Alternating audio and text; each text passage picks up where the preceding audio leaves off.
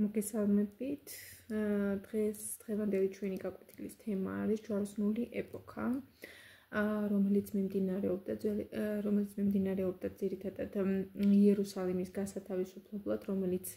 ვიცით რომ წმინდა ადგილი არის ქრისტიანული სარწმუნოების მიმდევრებისათვის და ეს იერუსალიმი მოექცა მუსლიმთა ხელში. ამიტომ მის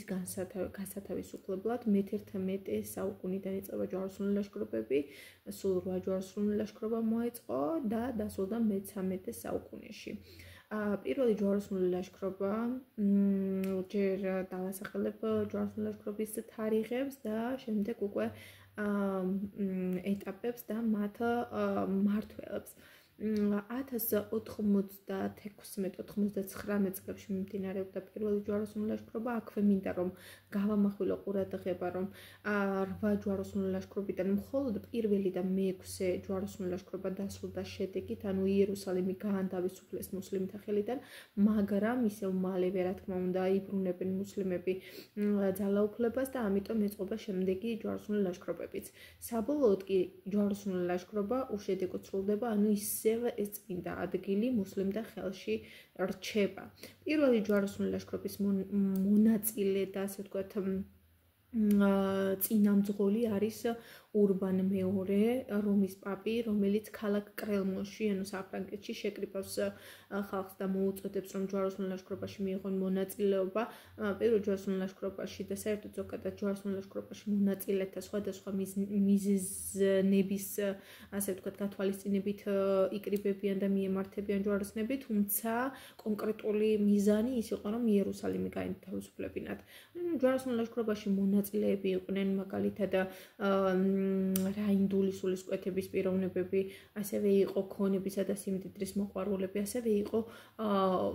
ჩვენ მოგვეხსენება შუა საუკუნეების პერიოდში ფეოდალიზმის პერიოდი იყო და ყალიბდებოდა ესეთი ასე ვთქვათ ტრადიცია წესი, რომ ოჯახის უფროს ვაჟს რჩებოდა მემკვიდრეობა და ქონება, ამიტომ უმცროსი ასე ვთქვათ ვაჟები ფაქტიურად რჩებოდნენ ქონების გარეშე, ამიტომ მათ ოჯახებს ასე ვთქვათ დააპურება და გამოყვებაოდა ეს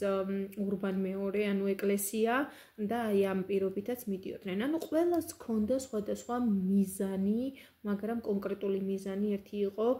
რომ ჯვაროსნული ლაშქრობები ეწყობოდა იერუსალიმის გასათავისუფლებლად. პირველი წარიმართა 96-99 წლებში და დასრულდა გამარჯვებით, ხოლო შემდეგ მეორე ჯვაროსნული ლაშქრობა ეწყობა, იმიტომ რომ ისევ მუსლიმთა დაქვემდებარებაში გადავიდა ჯვაროსნული ლაშქრობა, იერუსალიმი და 1049 წლებში მიმდინარეობს მეორე ჯვაროსნული ლაშქრობა, რომელსაც წინამძღოლობს ან ხელმძღვანელობს გერმანიის მმართველი საფრანგეთის მმართველი ლუი მე-7 და ასევე გერმანიის იმპერატორი კორნანდე მე-3 და ეს ჯვაროსნული ლაშქრობა დასრულდება უშედეგოდ. რაც შეეხება მესამე ჯვაროსნულ ლაშქრობას, აქ 3 მონაწილეა. ნახეთ, ადვილი დასამახსოვრებელია პირველს 1 ურბან მეორე, მეორეს 2, ანუ ლუი მე-7 და კორნანდ მე-3 გერმანისა და საფრანგეთის მმართველები, ხოლო მე-3 სამი მმართველი საფრანგეთის, გერმანიის და იტალიის. აი აქ ინგლისის ბოდიში, აქ ძირითადად ანუ თარიღი არის მესამე ჯვაროსნული ლაშქრობა დაიწყო 1099-1092 წლებში და სამი მონაწილე არის ფრიდრიხ პირველი ბარბაროსა, რომელიც გერმანელი იყო და მეორენაირად ჩხარწვერიანს ეძახდნენ და ეს ფრიდრიხ პირველი როდესაც ჯვაროსნულ ლაშქრობაში მონაწილეობის მისაღებად გამოემართა, ეს მდინარეში დაიხრჩობა და გამოეთიშება ლოგიკურად. შემდეგ ფილიპ პირველს მეორესა და რიჩარდ პირველს შორის, ანუ ლონგულ შორის მოხდება დაპირისპირება, ანუ საფრანგეთის მმართველსა და ინგლისის მმართველს შორის და ფილიპ მეორე, ასე ვთქვათ, გამოეთიშება ბრძოლას და მხოლოდ ამ სამიდან ბოლომდე გადის რიჩარდ პირველი ლონგული, სწორედ აქედან გამომდინარე უწოდეს და მესამე ჯვაროსნული ლაშქრობა დასრულდება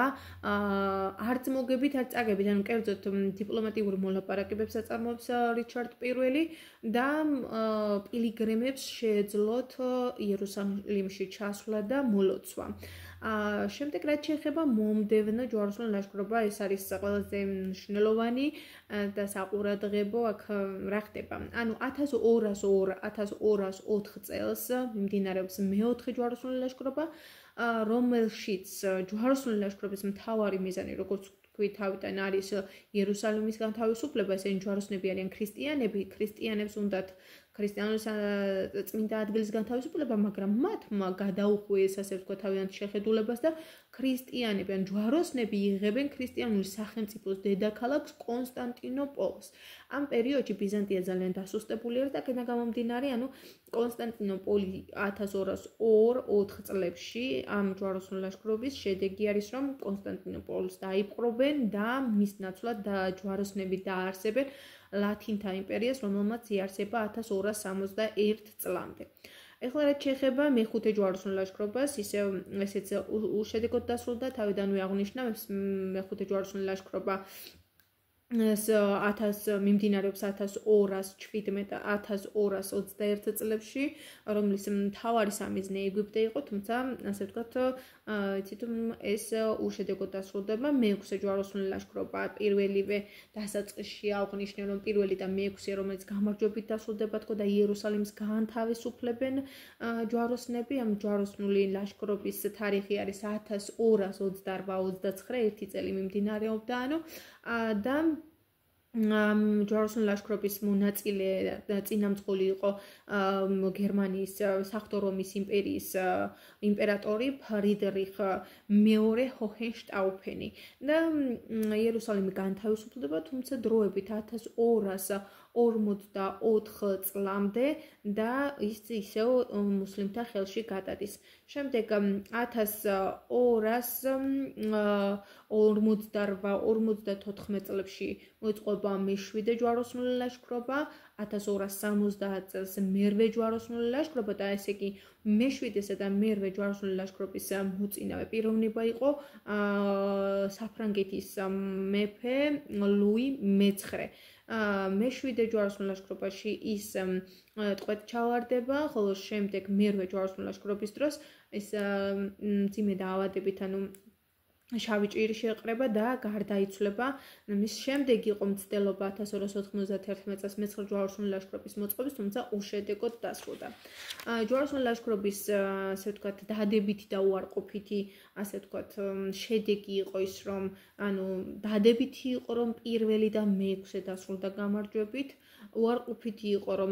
მე-8 ჯვაროსნული ლაშქრობის მიზანი რაც იყო, ანუ ფაქტიურად ვერ განახორციელეს ჯვაროსნებმა და ისევ უშედეგო არის და უარყოფითი არის, რა თქმა უნდა, თუმცა აქ შეგვიძლია კიდევ დადებითად მოვიხსენოთ ეს ჯვაროსნული ლაშქრობა მხრივ, რომ ჯვაროსნული ლაშქრობის შედეგად მოხდა ევროპული სახელმწიფოებში კულტურის, ტრადიციების, ეკონომიკის გაცვლა და ასე ვთქვათ, ერთმანეთში არევა, ინფორმირება ერთმანეთის, ასე ვთქვათ, კულტურის და ტრადიციების, რამაც რა თქმა უნდა შესაბამისად და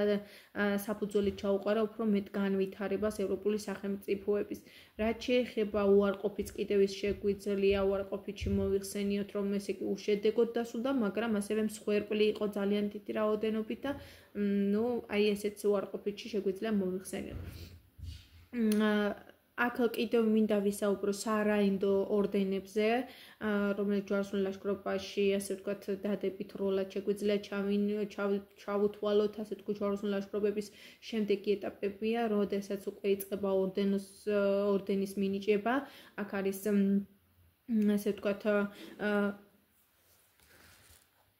და ანუ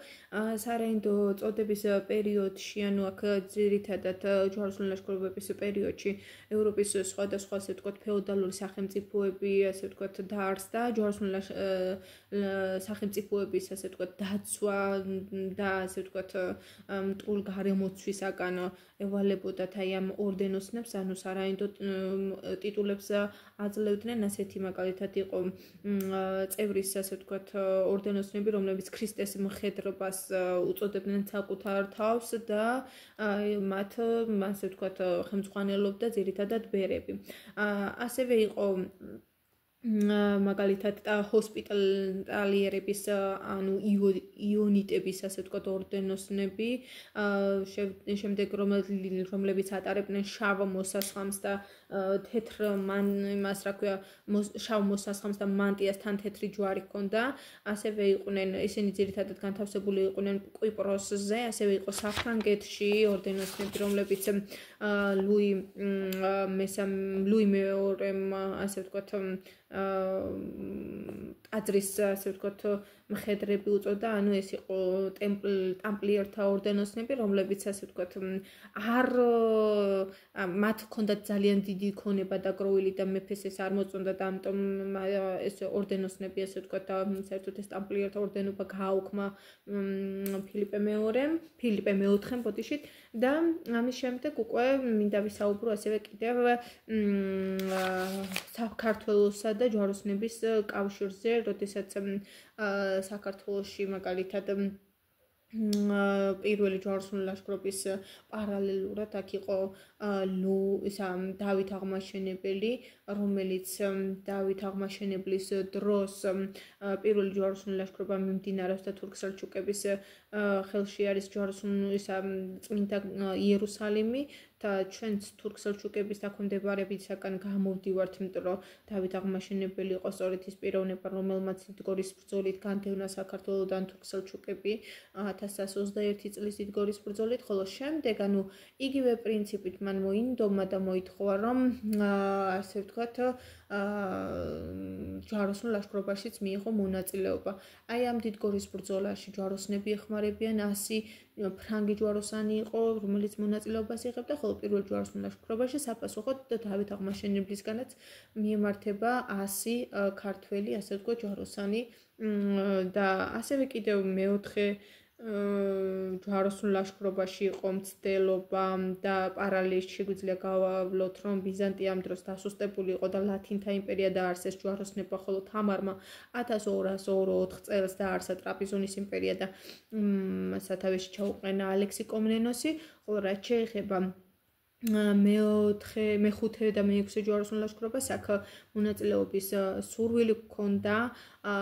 მაგრამ ლაშა გიორგისა და რუსუდანის მეფობის პერიოდში გამოჩნდებიან საქართველოში ახალი მტრები, მონღოლები, რის გამოც საქართველო ვერ იღებს მონაწილეობას ჯვაროსნულ ლაშქრობაში.